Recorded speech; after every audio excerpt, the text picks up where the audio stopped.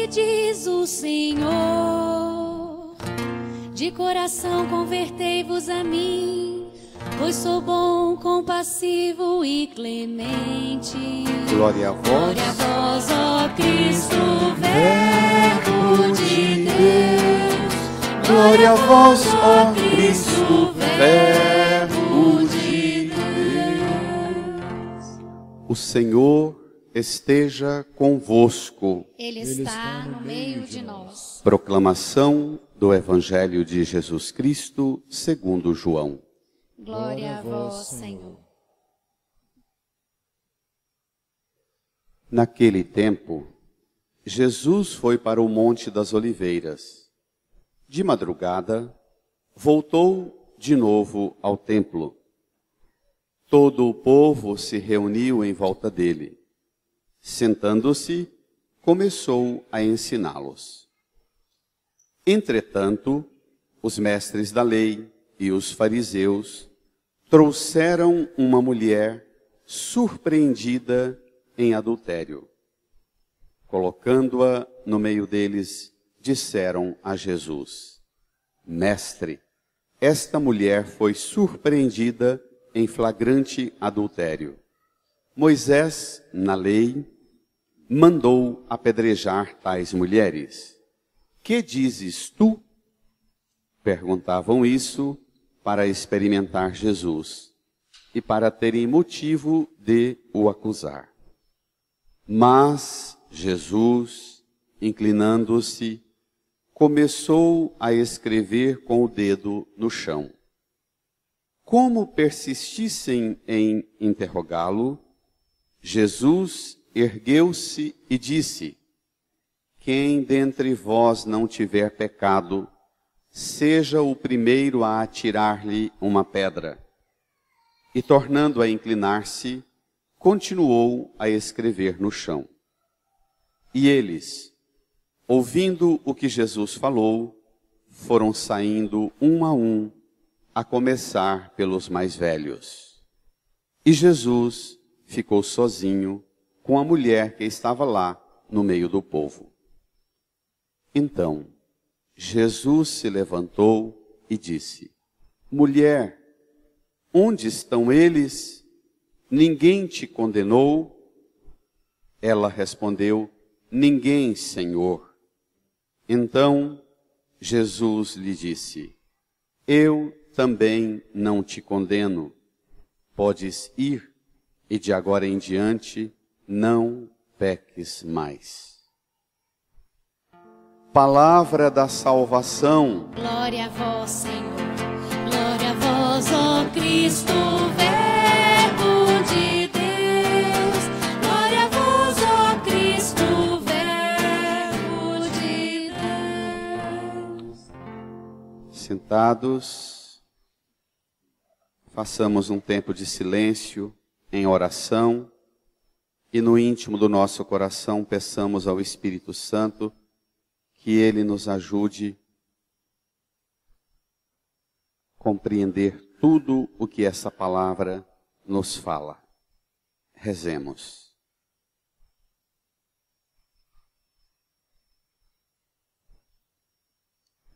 Amém. Queridas irmãs e irmãos, já mais próximos da Páscoa, fiquemos atentos, porque nos 2 próximos domingos nós temos o horário alterado das nossas celebrações. Conforme a nossa programação da Semana Santa, domingo que vem, domingo de Ramos, nós teremos somente uma missa de manhã que começa com a procissão na praça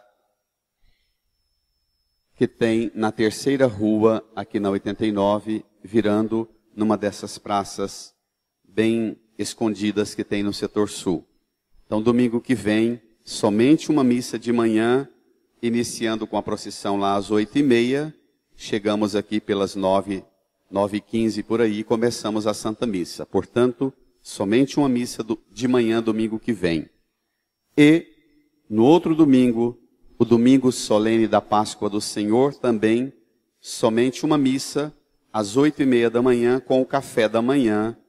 Nos 2 próximos domingos, somente uma Santa Missa na parte da manhã, celebrando a Semana Santa. Com essa recordação da nossa programação dos próximos dias, nós recordamos que estamos chegando ao ponto alto da nossa caminhada de fé, ao ponto alto da nossa caminhada quaresmal, a Páscoa do Senhor. Hoje, como nos domingos anteriores, nós vemos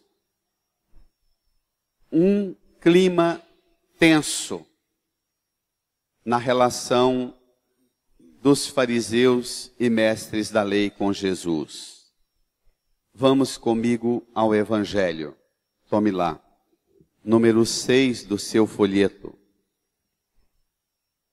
No capítulo 8 de João, versículos 1 até o 11. É bom lembrar aos irmãos que esta cena tão forte, tão marcante do Evangelho, ela é precedida por um debate de profunda rejeição a Jesus. Ainda no capítulo 7, versículo 32 diz assim: a multidão cochichava a respeito de Jesus, e o cochicho da multidão chegou aos ouvidos dos fariseus. Os sumos sacerdotes e os fariseus enviaram então guardas para prenderem Jesus. Capítulo 7. Sumos sacerdotes, os fariseus enviaram guardas para prenderem Jesus. E desenrola todo o capítulo 7 nesse debate dos fariseus e mestres da lei, repreendendo os que aceitam Jesus. Ficam ofendidos pelo quanto Jesus está sendo aceito, pelo que ele está fazendo. Ainda no capítulo 7, tem um debate forte que diz assim: os fariseus dizem, para debochar dos que estão falando sobre Jesus: teríeis então sido iludidos também vós a respeito desse homem? Entre os chefes ou os fariseus, haverá um só que tenha crido nesse homem? Preste atenção, não está aí no seu folheto, está antes. E eles dizem assim: apenas há essa gente que não conhece a lei, essa gente maldita que acredita nele. Imagine. Quem acredita em Jesus no capítulo 7 está sendo considerado gente maldita.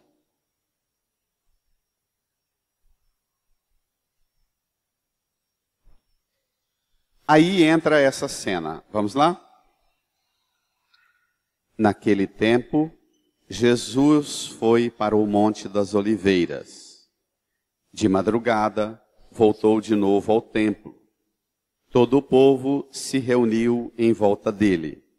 Sentando-se, começou a ensiná-los.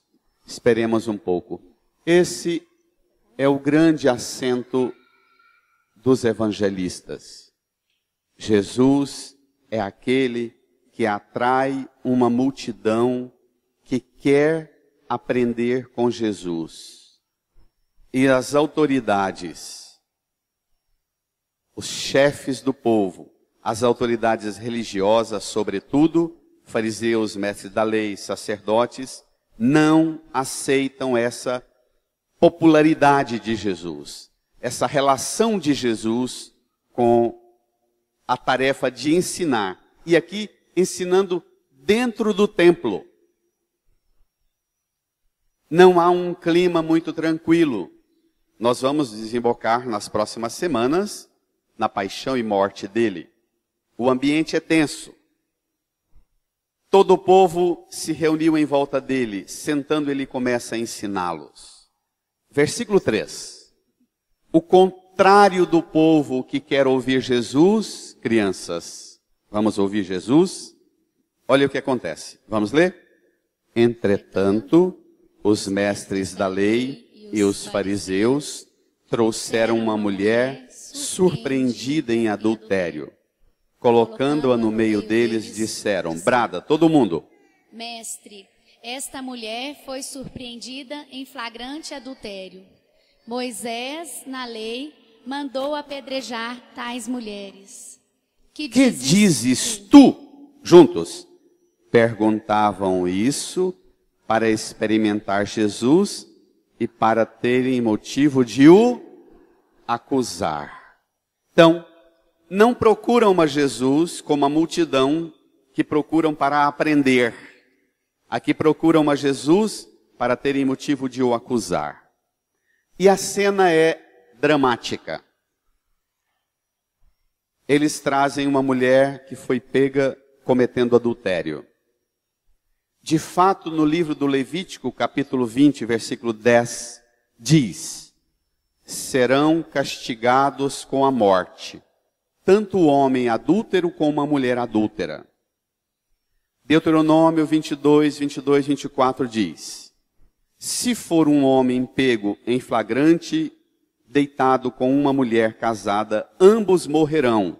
O homem que deitar com a mulher e a mulher mesma, eliminarás o mal de Israel. Se uma jovem noiva deita com um homem, levareis os dois à porta da cidade e os apedrejareis, e eles morrerão. Eliminarás o mal do teu meio.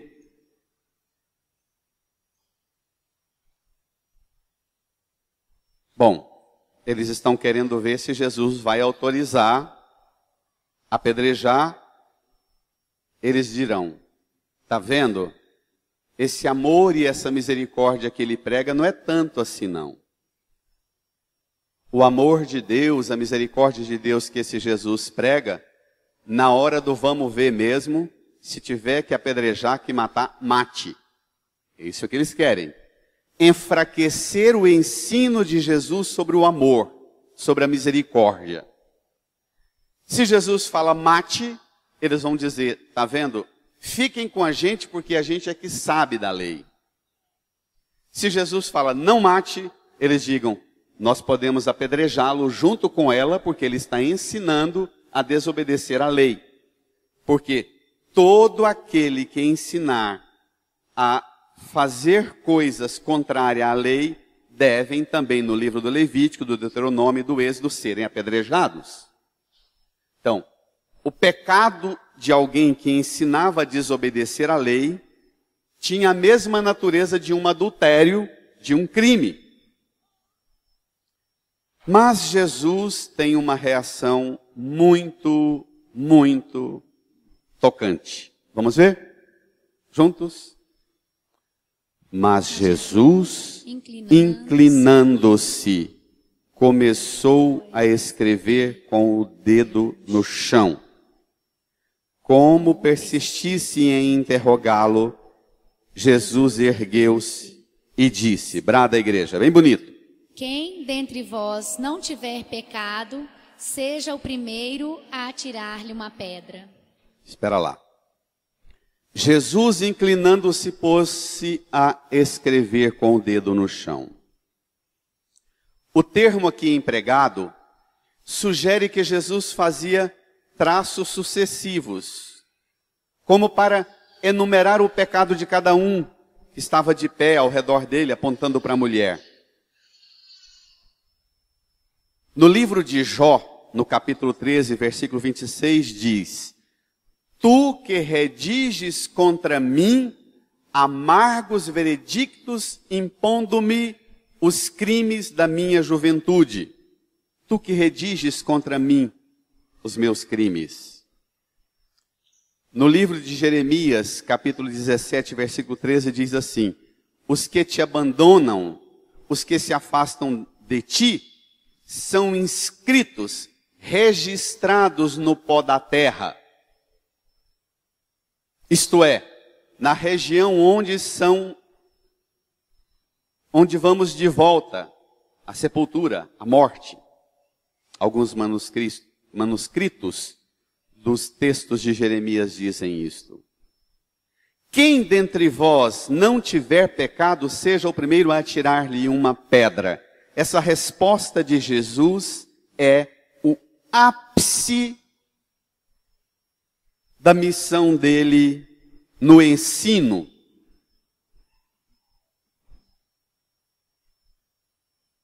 No livro do Deuteronômio, versículos 5 a 7, diz assim: levarás à porta da cidade o homem e a mulher que tiverem cometido a maldade do adultério.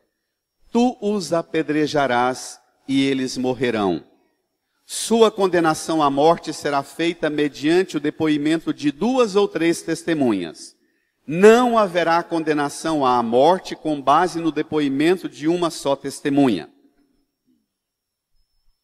No livro do Deuteronômio, diz ainda assim: a mão da testemunha será a primeira a provocar-lhe a morte, pois depois a mão de todo o povo se encarregará de fazê-lo, eliminarás o mal do meio de ti. Aqui tem uma coisa impressionante. A palavra do livro do Deuteronômio, Levítico, fala aqui da autoridade da testemunha que pode ser a primeira a tirar a pedra. Jesus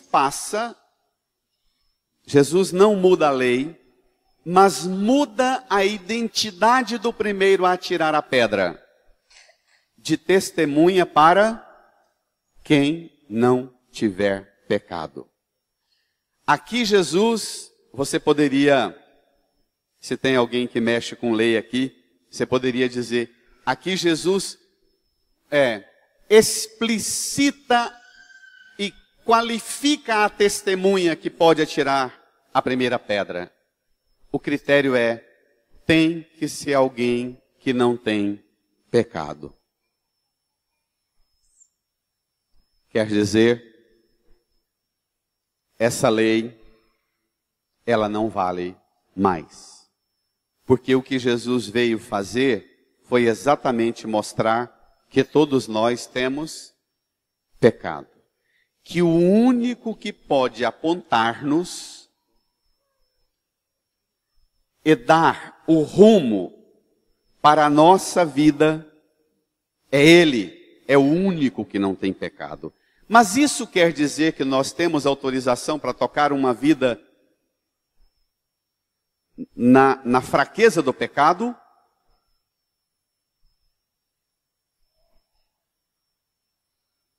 Irmã, irmão, nós precisamos dar um salto para celebrar a Páscoa. Nós não podemos celebrar a Páscoa simplesmente olhando para Jesus na cruz e dizendo, Ele é o meu Jesus, o meu amiguinho, que conhece os meus pecados e que não joga pedra em mim. Não sai da igreja pensando assim não, que você vai pegar pela metade essa palavra. Não interprete pela metade, não põe em Jesus uma ideia e uma identidade de um amiguinho solidário meu na minha miséria e que eu posso continuar na minha vida de pecado. Aqui é um salto muito mais do que um cúmplice da minha fraqueza e do meu pecado, da sua fraqueza e do seu pecado.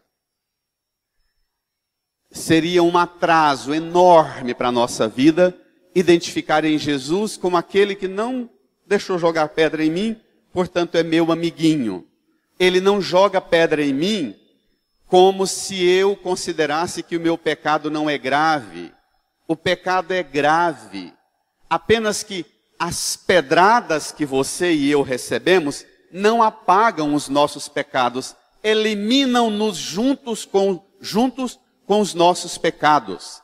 E Jesus quer eliminar os pecados em nós e de nós, mas não quer eliminar-nos. Ele rejeita o pecado, mas ele ama o pecador. E pecado não é coisa simples. Tem gente que pensa que porque Jesus ama e deu a vida por nós e perdoa os pecados, então pecado não é coisa grave. Se pecado não fosse coisa grave, não precisaria de um remédio tão alto e tão caro, o seu sangue para apagar os pecados. Pecado não é coisa simples. Nós às vezes barateamos a misericórdia, simplificamos o discurso da misericórdia, dando quase que diminuindo a cor do pecado para dizer, não, a misericórdia de Deus. Não, pecado é uma coisa pavorosa, é uma coisa horrorosa, é um horror. O pecado é algo tão grave que para eliminá-lo foi preciso de um sacrifício tão grande daquele que não conheceu nenhum pecado. E o ápice da Semana Santa é exatamente ir à fonte que é Cristo e experimentar a consciência profunda dos meus pecados e acolher e pedir dele o que devo fazer para acolher a graça da sua misericórdia, para ter em mim a vitória sobre os meus pecados, Senhor.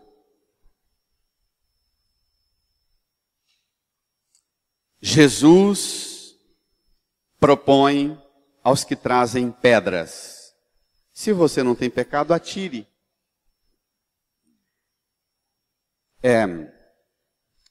Seguramente todos nós carregamos no coração um caminhão de pedra para lançar contra os outros. E todos nós carregamos pedra para atirar contra os outros, e todos nós carregamos um discurso que a gente queria que os outros escutassem a gente, e que descobrisse que a gente tem fraqueza, mas a gente merecia misericórdia. A gente é sempre de mão muito pesada no julgamento dos outros, e sempre de mão muito suave, querendo tirar o tamanho das pedras das mãos dos outros, dizendo, é porque você não sabe o que eu passei no dia que eu cometi esse pecado. A gente fica sempre porquinho encebado. Nós devemos perceber a gravidade do pecado dos outros, mas não podemos diminuir a gravidade dos nossos pecados. Nós precisamos vencer isso. Isso é um mecanismo da psicologia humana de se autoproteger, de se autodefender, que põe sempre uma tinta muito forte, uma pedra muito pesada para eliminar o outro. E nós somos iguaizinhos aos outros. Somos pó da mesma terra, barro da mesma lama. Qual é a saída? A saída é um encontro com o Senhor que transforma-nos. Vamos ver?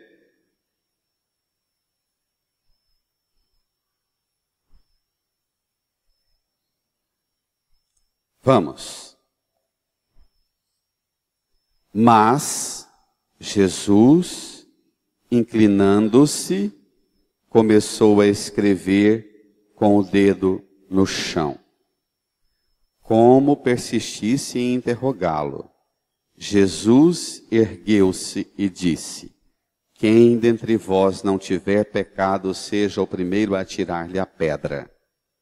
E, juntos, tornando a inclinar-se, continuou a escrever no chão.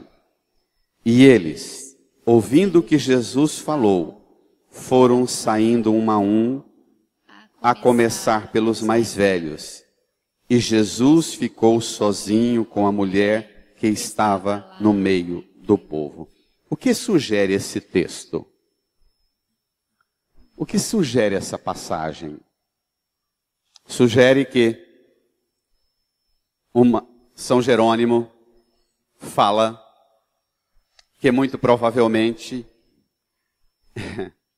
enquanto eles acusavam a mulher de flagrante adultério, Jesus escrevia no chão o nome de cada um que estava em pé acusando Antônio e na frente os pecados do Antônio.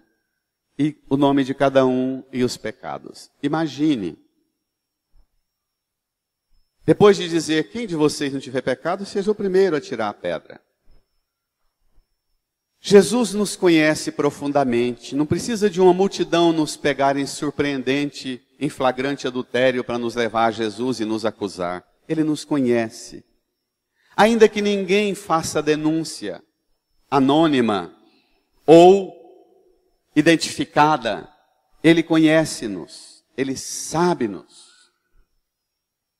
E Ele quer nos atingir com a sua misericórdia, não com as pedras, mas com as gotas de sangue que derrama sobre nós e apaga um por um dos nossos pecados. Nós vivemos um mundo que não tem noção, eu falei há poucos dias e é bom repetir. Nós temos dois tipos de gente desequilibrada, neurótica na terra, na igreja. Os doidos que pensam que não tem pecado, só os outros é que tem. E os doidos que pensam que só tem pecado. É tão desequilibrado uma pessoa que acha que não tem pecado, como um doido que só pensa que é um troço que não vale nada, que só tem pecado. É preciso alcançar um nível de equilíbrio entre o que eu sou e tenho de Deus em mim, o que você é e tem de Deus em você, e o que nós somos e o que há de errado em nós e precisa ser superado. Esse é o caminho saudável.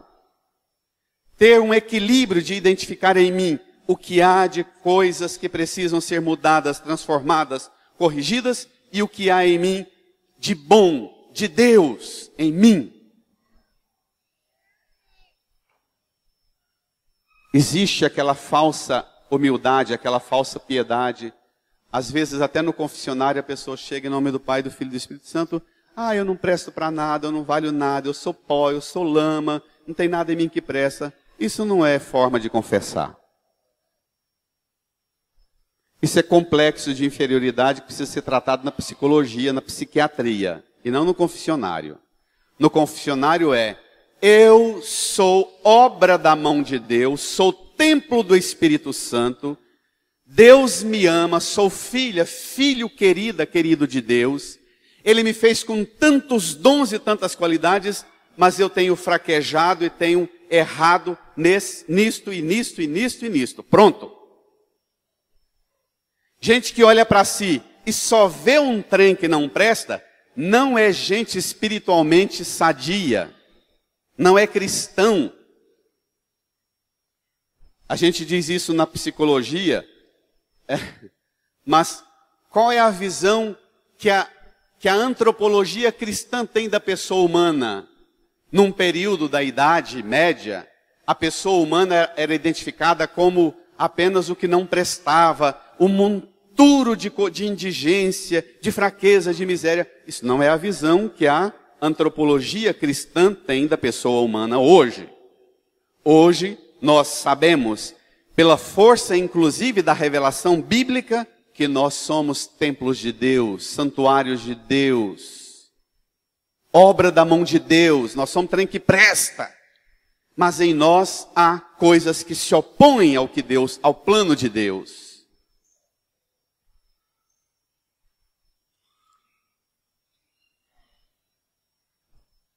Vamos ver o desfecho?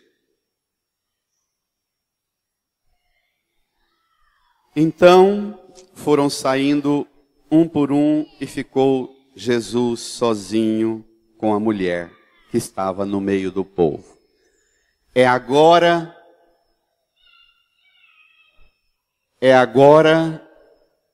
que tem a revelação de Jesus sobre você, sobre cada um de nós. É a hora que você fica sozinha, sozinho com Jesus, que você descobre quem você é. Vamos ver? Vamos? Crianças, vamos? Então Jesus se levantou e disse. Prestemos atenção numa coisa delicada. Enquanto está todo mundo acusando a mulher,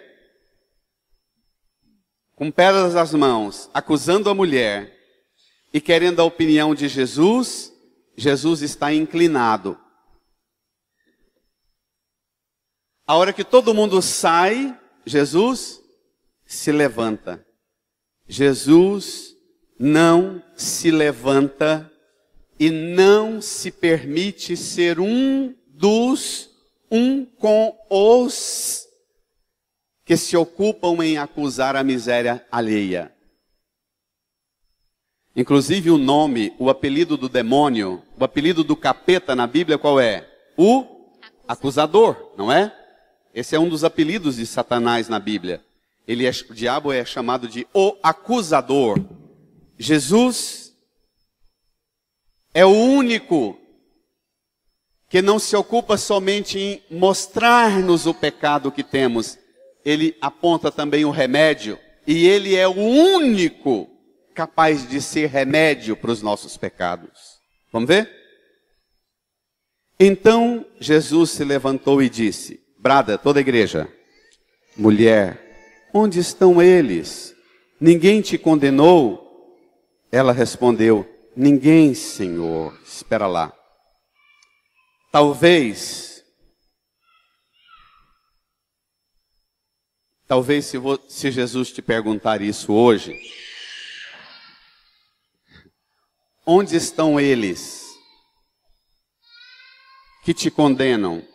Ninguém te condenou? Talvez eu e você não possamos responder o que essa mulher respondeu, ninguém, Senhor. Não é? Talvez nós não. Talvez nós tenhamos que dizer, Senhor, tem muito da minha família, de conhecidos meus, de parentes meus que não estão aqui, mas me acusam, Senhor. E tem muita pedra, Senhor. Senhor, onde estão eles? Ninguém me acusou. Não, Senhor, eles não estão aqui. Mas eles estão à espreita, aguardando eu dar a minha escorregada para ter prazer no grupo do WhatsApp, de dizer, você ficou sabendo o que aconteceu com fulano? Isso existe? Existe? Talvez eles não estejam aqui. Talvez nós não possamos ainda responder o que a mulher respondeu para Jesus. Onde estão eles? Ninguém te acusou? Nós ainda não podemos dizer ninguém, Senhor. Porque eles não estão juntos na escuta do Senhor. E talvez você tenha que experimentar ainda um enfrentamento grande de um caminhão de pedreira que tem pelos seus caminhos e pela sua vida. Ninguém, Senhor. Ela chama Jesus de Kyrios, Senhor. É o título mais elevado da Bíblia a Jesus. Kyrios, Senhor de tudo. Sentado à direita do Pai, foi constituído Senhor, o Kyrios. Ninguém, Senhor. Então Jesus lhe disse, vamos ver? Juntos, toda a igreja? Eu também não te condeno. Podes ir e de agora em diante não peques mais. Ah, mulher, pecado então você tem, erro você tem. E você precisa emendar sua vida, sim, mulher. E Jesus diz isso para cada uma de nós. Todos nós temos que sair daqui hoje querendo um caminho novo e diferente. Todos nós. Os moralistas gostam de ler esse texto e ficar fazendo ameaça, dizendo, tá vendo? Mas está lá na Bíblia, Jesus falou, tá vendo? Vá, não peques mais. Porque às vezes tem pregador que é laxista demais, e é bonzinho demais com o pecador, e com o pecador tem que ser duro, porque senão ele não emenda.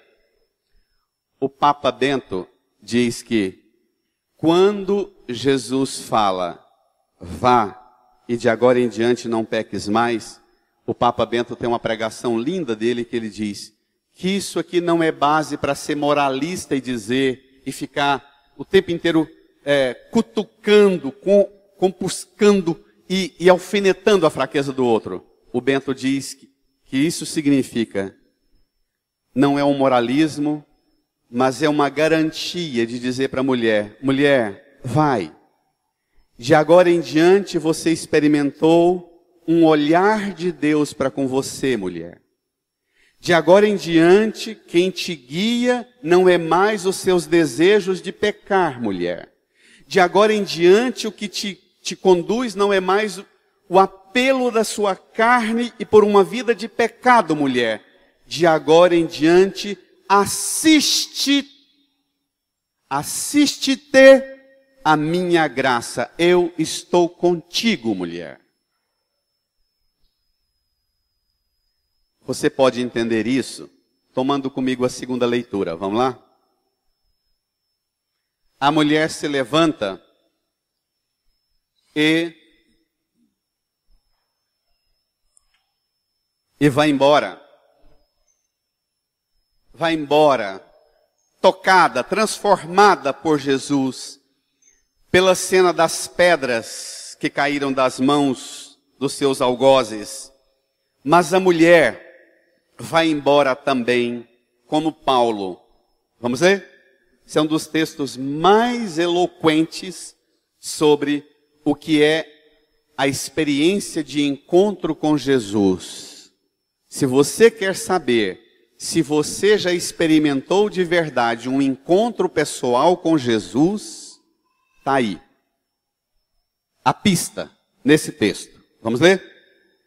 Irmãos, na verdade, considero tudo como perda diante da vantagem suprema, que consiste em conhecer a Cristo Jesus, meu Senhor.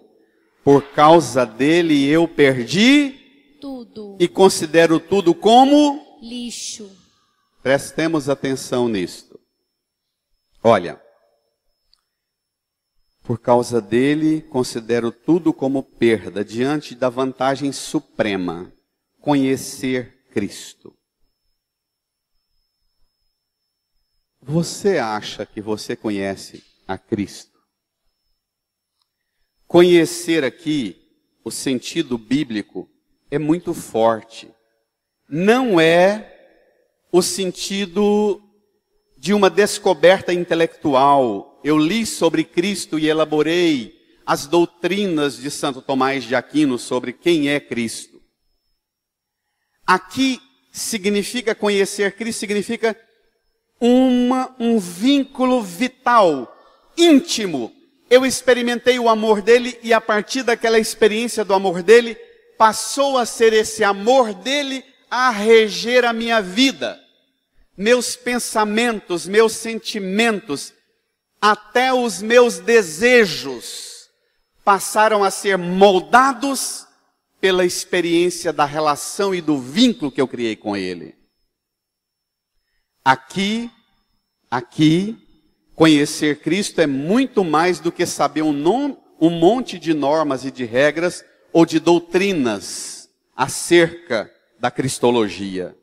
Aqui conhecer é uma experiência vital que decide, que se torna imperativo no meu modo de ser, de pensar, sentir, agir. Por causa dele eu perdi tudo. Essa mulher também pode dizer, por causa daquele encontro que eu tive com ele, por causa do jeito com que ele me olhou, a partir de hoje eu considero a farra que eu vivia lixo. Por causa dele, por causa do olhar que ele teve para comigo, por causa da maneira com que ele me tratou, eu considero tudo como perda. Todos os homens, todas as aventuras, todas as vinganças que eu iria fazer porque alguém me traiu, eu considero a partir daquele encontro tudo lixo, perda. Não existe a menor possibilidade de você ter uma experiência de fé verdadeira com Cristo, se você não tem a sua lista de coisas que você passou a considerar como lixo, como perda. E olha que o original grego que esse texto foi escrito, Todas as Bíblias trazem na nota de rodapé a expressão melhor, por causa dele eu considero tudo como esterco, fezes. Leia. Considero tudo como lixo para ganhar Cristo e ser encontrado unido a Ele. Continua. Não com a minha justiça provinda da lei, dos meus hábitos religiosos, das minhas práticas religiosas, dos meus costumes religiosos. Leia. Mas com a justiça por meio da fé em Cristo. A justiça que vem de Deus na base da fé. Esta justiça consiste em, olha só, preste atenção. Leia. Primeiro, conhecer a Cristo. Segundo, experimentar a força da sua ressurreição. Terceiro, ficar em comunhão com os seus sofrimentos, tornando-me semelhante a ele na sua morte. Quarto, para ver se alcanço a ressurreição dentre os mortos. Isso é a síntese da vida espiritual, da vida mística, da vida cristã.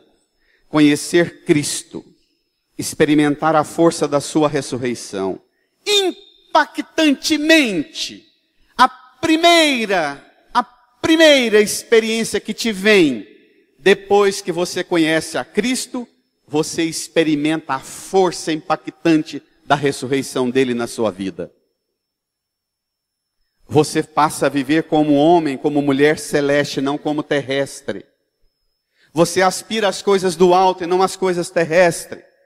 Você passa a ser homem, ser mulher guiado por uma outra meta que não as do mundo. Você não tem mais medo de experimentar o sofrimento nessa vida. Pelo contrário, você vai buscar ficar em comunhão com os sofrimentos dele. Olhe para a cruz. Olhe para a cruz. Ficar em comunhão com os sofrimentos de Cristo. Olhe para cá, crianças. Ficar em comunhão com os sofrimentos de Cristo significa: ele enfrentou isso aqui porque não aceitou fazer a vontade da carne humana. Ficar em comunhão com os sofrimentos de Cristo significa: tudo que me torna escravo da carne, dos desejos, das ambições, não mais me rege. Eu aceito o sofrimento que for. Qual é o problema nosso de base no fracasso da educação de nossos filhos? O que dizem os psicólogos, os psiquiatras, acerca da grande enfermidade da depressão dos adolescentes e do suicídio dos adolescentes? Os pais superprotegem os filhos e o tempo inteiro não deixa que os filhos tenham frustração com nada. A hora que eles experimentam a primeira frustração na vida, vou morrer. Não dou conta de viver com frustração. Não dou conta de viver com perda. A primeira perda que tiver, quero acabar com a minha vida. Isso é a avaliação da psicologia, da psiquiatria com a causa da depressão no meio da meninada e do suicídio. Aqui, você pode dar para o menino, pai e mãe que superprotege os filhos e tem medo de ver o filho sofrer, você pode chamar sua filha, seu filho, diante da cruz e dizer: filha, filho, vamos ficar em comunhão com os sofrimentos de Cristo. Vamos tornar-nos semelhante a eles na sua morte, para ver se a gente experimenta a ressurreição dos mortos. Esse é o remédio para a depressão da meninada. E Paulo ainda diz: não que já tenha recebido tudo isto, ou que já seja perfeito. Se Paulo fala isso, leia comigo. Versículo 12. Não que já tenha recebido tudo isso, ou que já seja perfeito, mas corro para alcançá-lo, visto que já fui alcançado por Cristo. Irmãos, eu não julgo já tê-lo alcançado. Uma coisa, porém, eu faço. Brada a igreja. Esquecendo o que fica para trás, eu me lanço para o que está na frente. Corro direto para a meta. Brada a igreja. Rumo ao prêmio do alto. Deus me chama a receber em Cristo Jesus. O prêmio que do alto Deus me chama a receber em Cristo Jesus. A ressurreição dos mortos. Agora vai falar para menina e menino de hoje de ressurreição dos mortos. Vai falar para nós velho e véia de hoje de ressurreição dos mortos. A gente não quer nem morrer. Imagina se ressurreição é o grande apelo da fé na experiência nossa hoje. A gente perde a fé quando vem o sofrimento. Imagina quando vê a morte chegar. E joga tudo fora. Irmã, irmão, você hoje pode dizer como aquela mulher, como Paulo, por causa de Jesus, eu vou retomar a minha vida e vou topar perder tudo e considerar tudo como lixo, como perda, diante do ganho supremo que é ganhar Cristo, que é alcançá-lo visto que Ele me alcançou, mas eu ainda não alcancei. Isto é o centro da fé. Ele me alcançou, mas eu não o alcancei. Isso é o centro da fé. Ele me alcançou, mas eu não o alcancei. Eu quero alcançá-lo. Minha meta é alcançar Cristo. Meu plano, minha vida de oração, minha vida espiritual é alcançar Cristo. Ele me alcançou, mas eu ainda não o alcancei. Imagine, se nós estamos aqui para pedir a graça de alcançar Cristo, ou que Cristo nos abençoe para a gente alcançar um monte de baboseira e de bagulheira que o mundo oferece. Quantos de nós, a fé não tem outra razão senão encontrar em Deus um que patrocina as minhas conquistas e os meus sucessos aqui?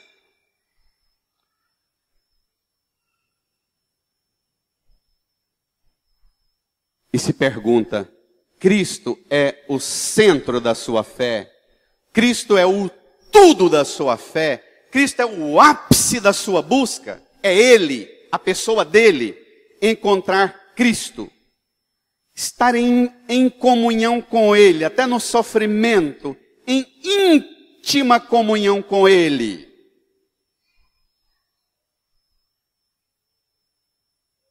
Por causa dele, disse a mulher adúltera e Paulo, e nós também podemos dizer, eu quero considerar tudo como lixo.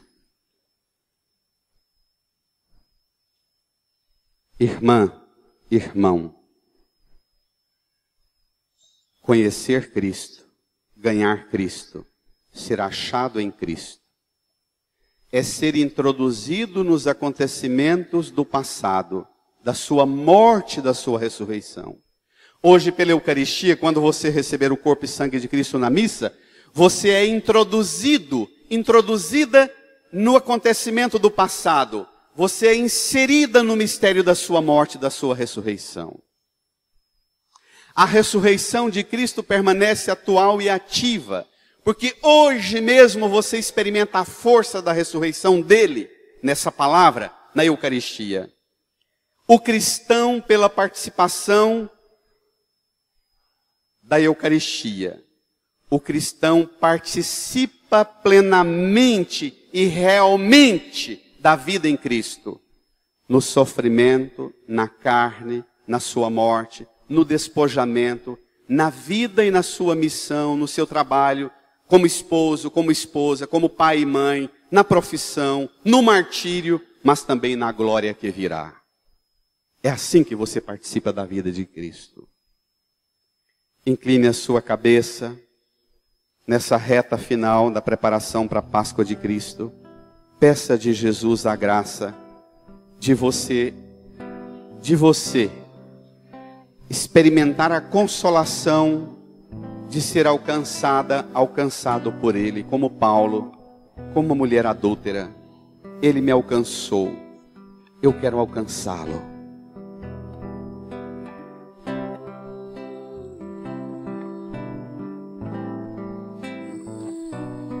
Incline a sua cabeça, feche os olhos, põe a mão no seu coração e diga para Jesus que você quer experimentar uma íntima união e comunhão com Ele, que você quer viver esta comunhão íntima com Ele, que você não vai buscar na fé outra coisa mais forte que alcançar Cristo, porque você experimenta a alegria de ter sido alcançado por Ele.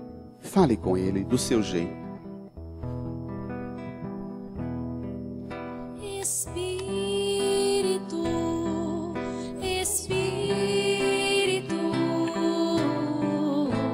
Espírito Santo de Deus,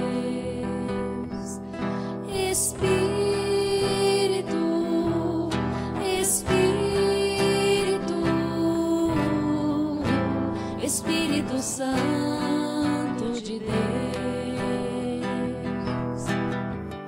vem controlar todo o meu ser, vem dirigir o meu viver, o meu pensar, o meu falar, o meu sentir, o meu agir.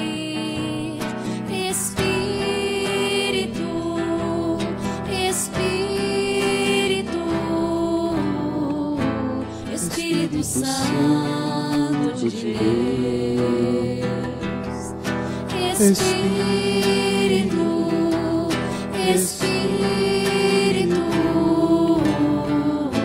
Espírito Santo de Deus, vem controlar todo o meu ser, vem dirigir o meu viver, vem dirigir o meu viver, o meu pensar, o meu falar, o meu pensar, o meu falar, o meu sentir, o meu agir, o meu sentir, o meu agir.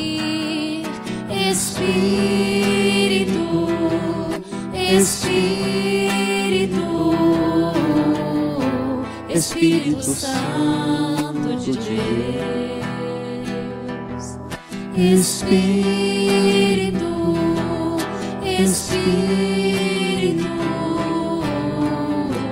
Espírito Santo de Deus. Fiquemos em pé. Deixe o folheto no banco. Estenda as duas mãos aqui para a cruz. Apresente para Jesus as pedras que você tem carregado, as pedras que você tem tentado tem jogado nas pessoas que você acusa, que os outros acusam. Diz a Jesus que você não quer levar nenhuma pedra nas mãos, no coração, na mente, contra ninguém. Põe essas pedras aos pés da cruz de Jesus.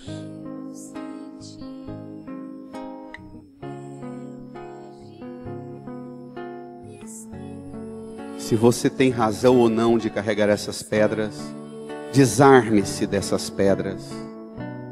Diga a Ele: Senhor, eu tenho pecados. Eu não posso nunca tirar a primeira pedra. Eu tenho pecados. Toma, Senhor, as pedras que eu carrego contra quem quer que seja. Toma, Senhor.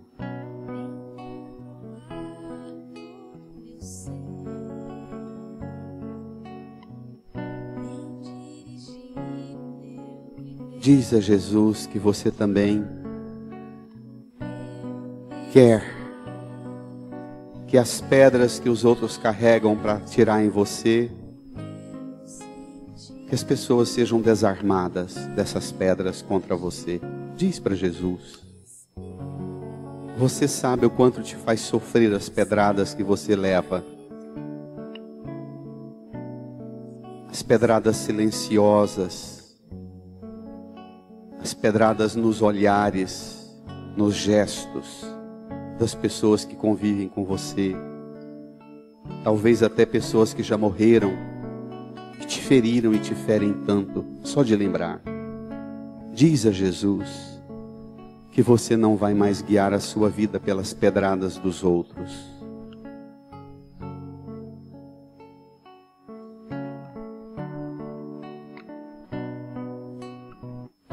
Feche os seus olhos. Fale para Jesus deixar cair sobre você o sangue dele para apagar os pecados que você carrega.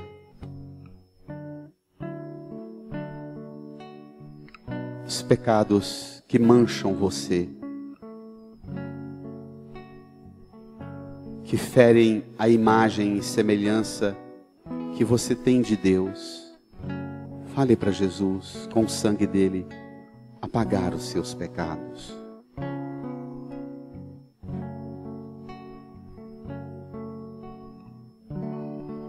Fale para ele apagar também os pecados daqueles que você vive apedrejando ou que apedrejam você. Fale para ele apagar também os pecados deles.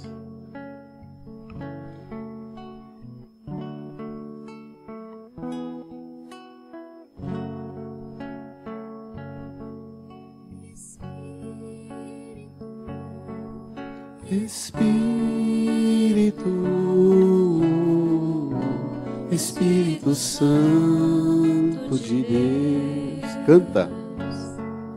Espírito. Põe a mão no coração.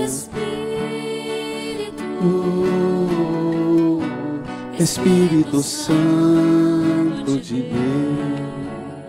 Vem controlar. Vem controlar.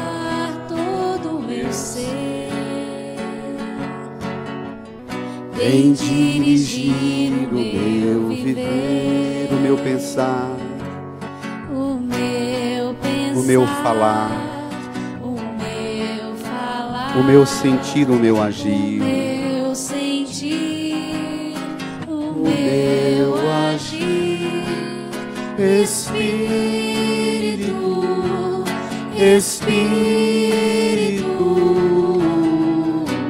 Espírito Santo de Deus. Obrigado, Jesus. Obrigado porque o Senhor nos alcançou. O Senhor nos alcança. Nós te louvamos. Nós te glorificamos. Porque apesar de nossa fraqueza, de merecer pedradas, o Senhor derrama o sangue para apagar nossos pecados. Obrigado, Jesus, pelo perdão que o Senhor oferece, pagando um preço tão alto pelos pecados nossos. A sua morte, o seu sangue, o seu sofrimento é o preço de nossos pecados. Obrigado por pagar um preço tão alto pelas minhas faltas, pelas nossas faltas, Jesus. Obrigado, Senhor. Amém.